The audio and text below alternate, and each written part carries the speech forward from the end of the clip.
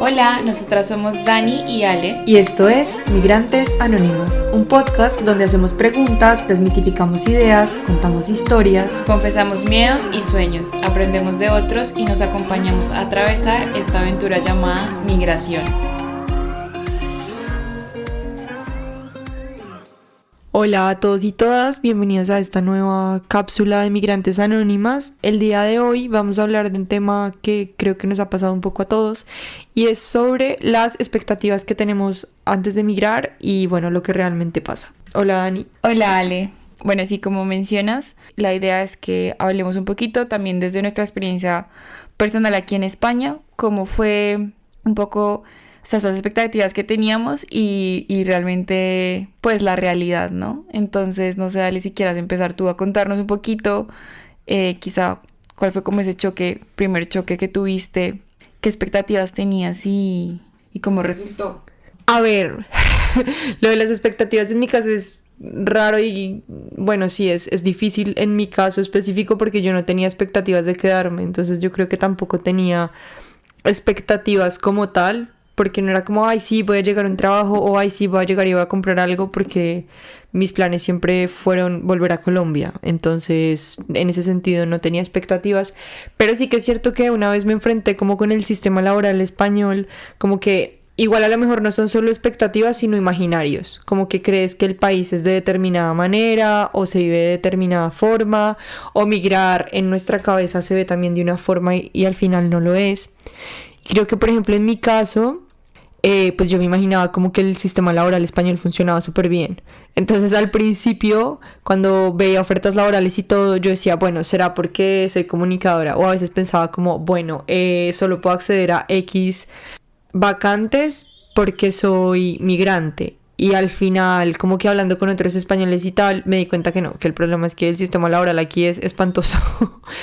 Y como que es algo que yo no me esperaba, o sea, como que igual tienes este imaginario de que en el primer mundo, entre comillas, bueno, en los países de Europa y América del Norte, toda la gente tiene como súper buenos salarios, que las condiciones de vida son súper bien y realmente no. Entonces yo creo que eso fue como lo que más me impactó, que hubiera en mi imaginario la idea de que todo el mundo vivía bien y llegarme y darme cuenta de que no, y ya no porque yo fuera migrante ni nada, sino porque hay españoles que también, pues, o que no viven en las condiciones que uno esperaría que viviera la gente, especialmente, pues, después de haber hecho una carrera o cierto, como que cuando inviertes un tiempo determinado para vivir de una forma, tú esperas como que, bueno, todos los españoles que fueron a la universidad viven súper bien, y resulta que no. Incluso los que tienen trabajo a lo mejor tampoco viven tan bien como uno se lo imaginaría, y eso me chocó muchísimo, o sea, como que se derrumbó completamente lo que era el primer mundo para mí.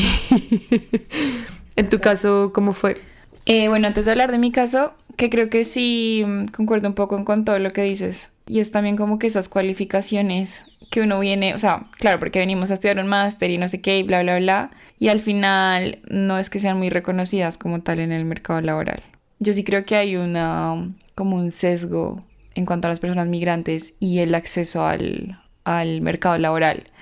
No tengo datos, más allá de los datos de que la gran mayoría de personas migrantes están en el sector de servicios y están completamente sobrecualificadas. Casi el 80% de las personas que están ahorita teniendo trabajos, pues sí, en la hostelería, pues tienen carreras. Entonces, pues sí, totalmente de acuerdo. Y en mi caso pasa que yo sí quería quedarme desde el inicio, pero yo no tenía expectativas. O sea, realmente como que yo actué muy instintivamente.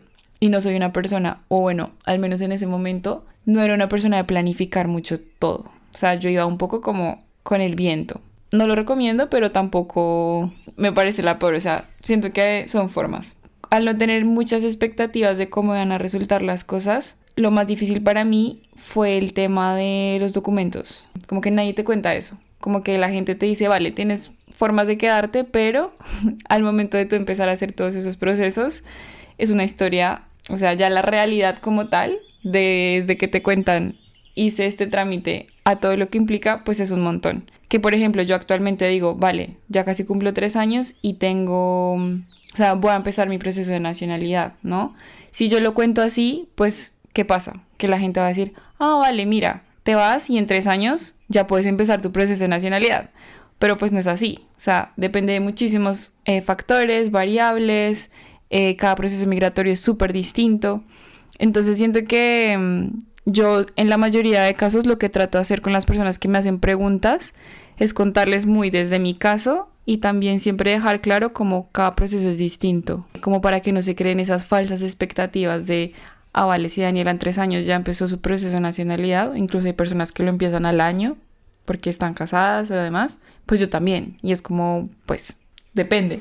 Yo creo que un gran, no sé si culpable, pero creo que una parte importante también de las expectativas que nos hacemos a la hora de emigrar es como lo que vemos en redes de la otra gente.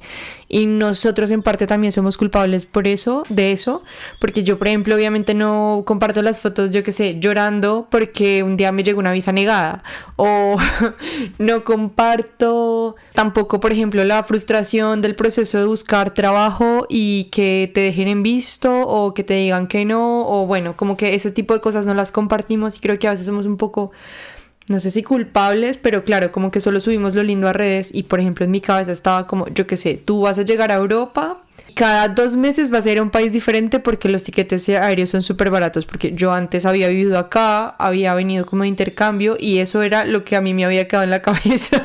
O sea, yo viajaba muchísimo en ese entonces y vivía en una ciudad que tenía un aeropuerto como más internacional, entonces yo viajaba mucho y al llegar acá y ver que eso no estaba pasando, pues bueno, no voy a decir que me frustré, pero como que yo sí tenía una idea en la que me imaginaba como viajando mucho más y creo que a veces también como que esa es la idea o por lo menos la que a mí a veces me da la sensación, ¿cierto? Pero también es un poco como, bueno, como ser conscientes de que vamos a llegar a tener una vida de adultos y que igual, yo qué sé, hay que estudiar o tienes que estar trabajando o como que todas esas partes de la, entre comillas, vida real las omitimos de redes sociales y entonces, claro, la gente se pierde toda esa parte que puede ser más complicada o incluso no complicada, puede ser simplemente la vida real, pero claro, entonces decimos como, y Pepita porque sí está viajando y yo no, y entonces nos sentimos o frustrados o fracasados o que no estamos alcanzando tanto como quisiéramos y bueno, creo que también es un recordatorio de que no todo lo que vemos en las redes es real. A ver, yo creo que, claro, súper de acuerdo. ¿Es real que estás viajando? Sí. Ok, sí. Eso es real porque tienes la foto en el Coliseo Romano. Pero detrás de esa foto, pues hay un montón de cosas que es lo que tú dices que no lo mostramos. Y tampoco es que tengamos que. O sea, al final es como, bueno, cada quien decide. No es que nosotros seamos responsables de hacer falsas expectativas a la gente porque al final las redes sociales, sea emigrantes o no, son muy fake. O sea, te muestran solo lo bonito. Me estoy acordando de nuestra entrevista con Vientos Migratorios y ella, pues por si aún no han escuchado ese episodio, es una persona que comparte la otra cara, o sea, la cara de la realidad y demás. Y es tremendo porque ella nos decía que la gente tampoco le gustaba eso, o sea, que le decían, pero es que tú solo compartes las cosas negativas y es como, marica, o sea, si compartimos lo lindo, malo, si compartimos lo malo, malo. Entonces, al final es como, mira, las redes sociales me parecen un poco tóxicas y hay que manejarlas ahí un poco con pinzas. Si existe, o sea, si se abre la oportunidad de contarle a alguien la experiencia, procuremos hacerlo con todos los matices. A mí a veces me llegan mensajes, no sé, una prima hace poco me escribió como, ay, qué maravilla tu vida ya. En un mensaje de Instagram no te voy a entrar en detalles de todo lo que ha pasado, pero le dije, bueno, cuando vaya a Colombia hablamos, porque, ¿sabes? Realmente, pues sí, qué lindas las fotos y qué lindo todo, pero hay un montón de cosas detrás, de esfuerzos y demás, que sí está lindo poderlo comentar y poder invitar a las personas a que se piensen eso. O cuando te dicen, oye, me quiero venir para acá, sin caer en desmotivar a las personas, porque eso siento que eso también es otro punto. Yo siempre trato de motivar a las personas a que lo hagan, pero con un toque de realidad, de vale. Si lo vas a hacer y estás muy convencido, genial, hazlo, pero ten en cuenta que te vas a enfrentar a esto. Y España, en concreto, porque bueno, yo solo emigré a España, o sea, es lo único que conozco, sí siento que no es un país ni para venir a hacer dinero, o sea, nada que hacer, pero sí siento que es retador. Y por experiencias que he escuchado de amigos que han ido a Estados Unidos, que encuentran trabajo muchísimo más rápido, que ganan muchísimo más dinero. Aquí en España, ganar dinero, ya como lo dijo Ale, no, o sea, sí ganas en euros, pero gastas en euros también. Y los salarios, pues yo creo que la Unión Europea están bastante mal si lo comparas con el resto de los países. O sea, los de España. Sí, sí. Sí, los salarios en España no son altos. Sí, o sea, yo creo que eso, como que a veces tenemos muy idealizados otros países y muchas veces creemos como que creo que lo mencionamos en otro episodio, como que llegamos a ese país de Europa, el que sea, digamos que en nuestro caso es España, y de repente nos hacemos millonarios. Y creo que es súper importante tener en cuenta que eso no es así.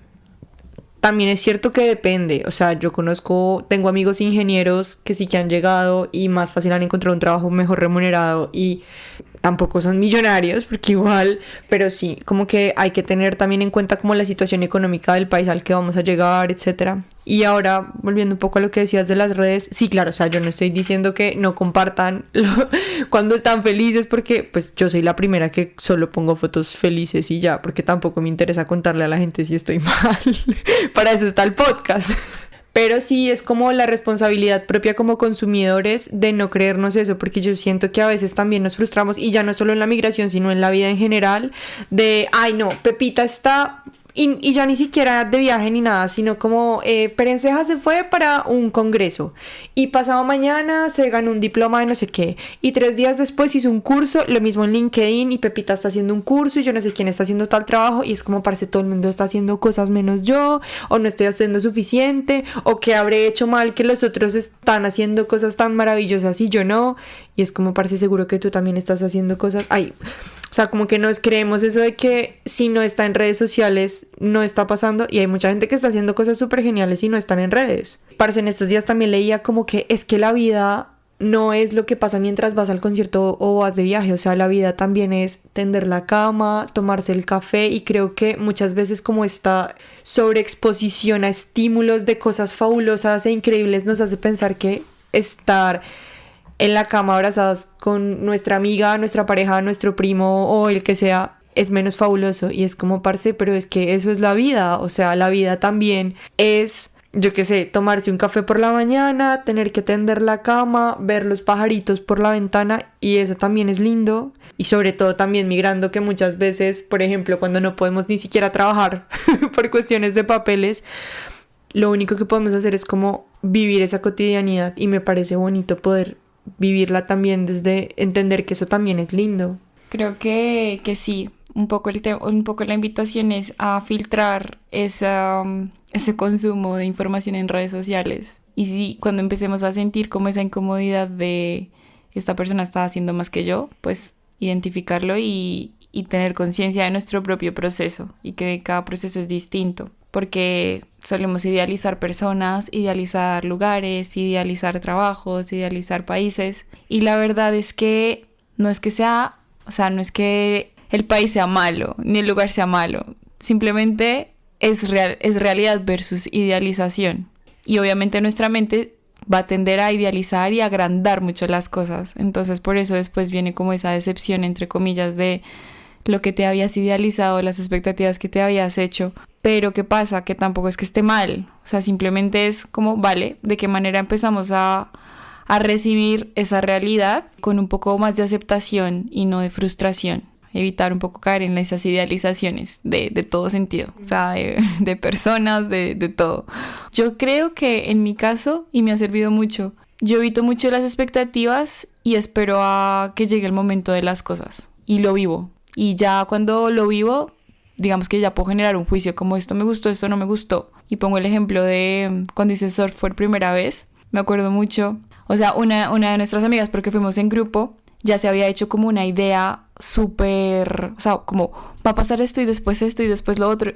¿Tú crees? Yo no había pensado en nada. O sea, yo simplemente dije, hoy voy a hacer surf por primera vez, fin. Y eso me permitió que cuando pasara la experiencia, recibiera todo como algo muy nuevo. Y sin ninguna expectativa, de hecho, ni siquiera tenía la expectativa de levantarme en la tabla y pude hacerlo. Entonces fue súper bonito, porque cuando pasan cosas lindas sin que te lo esperes, pues es aún más lindo.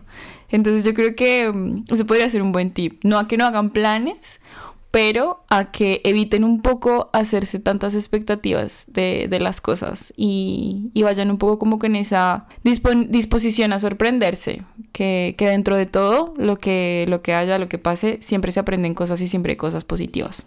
Yo creo que eso que dices me parece súper lindo y es un poco también como tener la mirada de niños. O sea, como que eso es algo que en mis prácticas de yoga nos recuerdan mucho. Y es como, miren la vida como los niños, que los niños se sorprenden con todo. Y también es cierto que muchos de los juicios que ellos empiezan a formar también a veces es por lo que les dicen de afuera. Y también tener un poco en cuenta que ahora como que, bueno, nos vamos a los extremos. O por un lado está la cultura del esfuerzo y nos tenemos que matar haciendo las cosas no pain, no gain. O por el otro lado como que queremos solo lo bueno de las cosas. Es como, yo quiero un trabajo, pero no quiero tener que madrugar para trabajar. O quiero una pareja, pero no quiero tener las conversaciones duras. Es un poco recordarnos eso y que todo nos va a generar un esfuerzo. O sea, hace poco estaba también leyendo un libro y decía... La pregunta importante no es qué quieres ser o hacer, que la pregunta real es ¿por qué estás dispuesto a trabajar? O sea, siento que esas personas que admiramos, más allá de sentirnos menos, podrían servirnos como inspiración. Es como, no lo veamos como una presión de, ay, yo no estoy haciendo esto, sino es como cuando sentimos esa incomodidad, es como, vale, mira, pues a lo mejor me puedo inspirar en lo que esta persona está haciendo, o dónde encontró el curso que está haciendo para yo mirar a ver si hay algo que me guste, o ese tipo de cosas. Entonces, en vez de hacernos pequeñitos, buscar las cosas que nos inspiren. Yo creo que para cerrar podríamos concretar como, no sé, 3 tips para evitar caer en eso. Entonces, por un lado, me parece que el tema de la comparación, evitemos la comparación. Cada proceso es súper personal y distinto y más bien aprovechemos para inspirarnos. Por otro lado, recuperaría lo que dices que me parece maravilloso en cuanto a la actitud de los niños y es como abordemos la vida con más curiosidad que con expectativas. Vamos a descubrir el mundo y después de que lo descubramos pues nos contamos qué nos pareció, cómo nos atravesó esa experiencia. Y el último te lo dejo a ti, Ale. Y yo creo que también el último tip podría ser eso, como que hablar con otra gente que haya atravesado el proceso. No para compararnos, como dice Dani, porque efectivamente yo te puedo decir, oye, mira, a mí me pareció duro esta parte y a lo mejor a ti te parezca súper fácil o al revés. Pero sí como para saber a lo mejor a qué retos se han enfrentado, qué herramientas han utilizado. También esas personas pueden ser de apoyo, que yo creo que siempre lo repetimos en este podcast. Como que cuando hablamos con los otros también es como, bueno, ellos también atravesaron este proceso. Ellos ahora están muy bien, pero antes de estar así de bien, pasaron tantos años o atravesaron tal proceso. Y totalmente, y yo ahí lo enlazaría con el cuarto tip, escuchar Migrantes Anónimas, porque ahí van a encontrar muchísima información y muchos casos y a lo mejor se sienten representados y contamos un poco los procesos desde esas realidades distintas. Y como quinto, investiguen un poco sobre mercado laboral en los países a los que quieran ir, temas financieros que son una pereza y que yo personalmente ni me lo planteé cuando viajé, pero si aún están pensando en hacerlo, están a tiempo de investigar un poco, investigar mercado laboral, investigar salarios, investigar cuánto vale el costo, o sea, cuánto es el costo de vida y demás. Entonces, al final es un poco eso, el equilibrio entre la información y la curiosidad. Y bueno, yo creo que ya podemos cerrar la cápsula del día de hoy. Muchas gracias a todos los que nos están escuchando y nos escuchamos en una próxima cápsula de Migrantes Anónimas. Chao. Chao.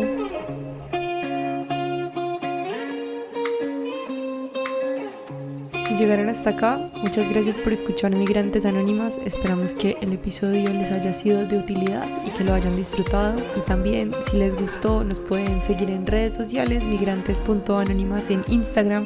Pueden darle like al episodio y recomendárselo a alguien que crean que puede ser útil. Estas cosas sencillitas nos impulsan muchísimo a seguir creando contenido y además nos ayudan a crecer. Se los agradeceríamos infinitamente.